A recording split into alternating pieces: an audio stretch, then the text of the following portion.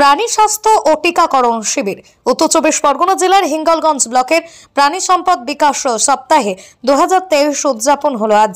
এই উপলক্ষে আজ সকাল 10টায় পূর্ব মামুদপুর ও হিঙ্গলগঞ্জ কমিউনিটি হলে প্রাণী স্বাস্থ্য ও টিকাকরণ শিবিরের আয়োজন করা হয়েছিল।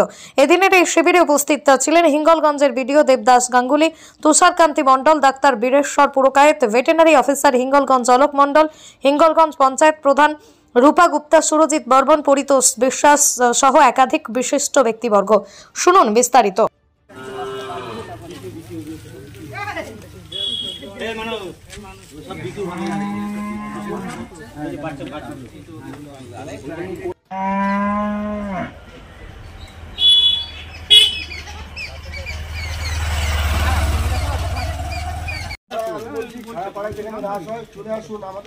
বিহার স্টেটের মধ্যে এটা ভাগ বিহারে করে দিবি আমাদের তো সেটা না।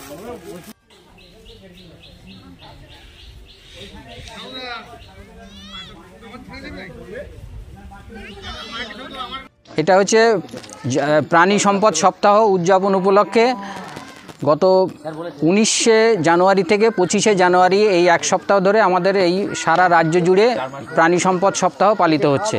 তারই অঙ্গ হিসাবে আজকে আমরা হিঙ্গলগঞ্জ ব্লকের প্রাণী সম্পদ সপ্তাহ উদযাপন করছি। এই আজ 25শে জানুয়ারি আমাদের এই সকাল থেকে এখানে অ্যানিম্যাল হেলথ ক্যাম্প হচ্ছে। তার মাধ্যমে আমরা এখানকার গরু বাছুরকে প্রাণীর চিকিৎসা এবং তার বিভিন্ন রোগ প্রতিরোধক টিকা প্রদান করা হচ্ছে। এর সাথে সাথে থাকছে উন্নত জাতের গাভী প্রদর্শনী এবং তাদের পুরস্কারের।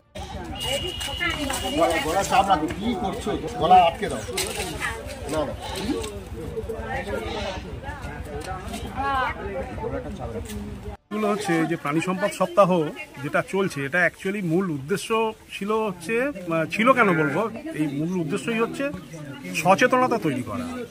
অ্যাকচুয়ালি মানুষকে একটু জানানো যে আমরা যদি বৈজ্ঞানিক পদ্ধতিতে উন্নত প্রযুক্তির সাহায্যে লালন পালন করি, ঠিক সময়ে ঠিক ওষুধটা দিতে পারি বা প্রতিষেধক যে ভ্যাকসিনগুলো চলছে সেগুলো দিতে পারি, তাহলে তার থেকে প্রোডাকশন আমরা অনেকটা বেশি পাবো।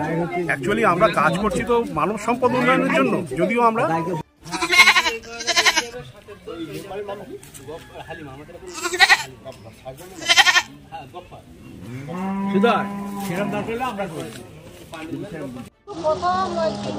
আজকের এই কর্মসূচি সম্পর্কে আপনি কি বলবেন?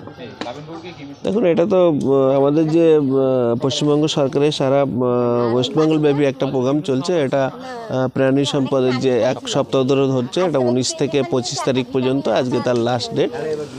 এখানে উন্নত মানের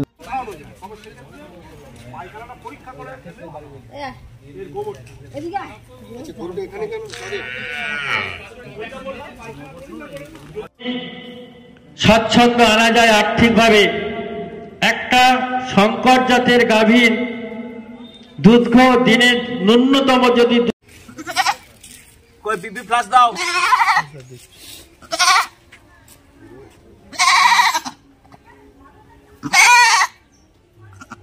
কোনটা সই করব? এটা চালাও।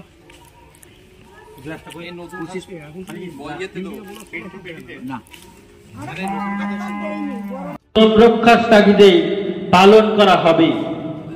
উন্নতি কি হচ্ছে, আমরা একটা সময়ে কৃষিজীবী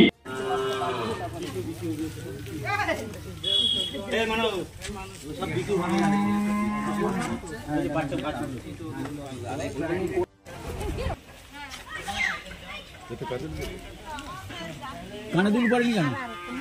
যা বলবে ওখান থেকে বলবো, ওষুধ ওখান থেকে। এটা করে দিচ্ছে।